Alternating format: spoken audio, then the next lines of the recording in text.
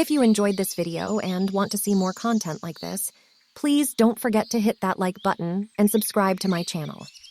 If you have any questions or comments about this recipe, feel free to leave them in the comments below. I love hearing from my viewers, and I'll do my best to respond to each and every one of you. Thanks again for watching, and happy baking.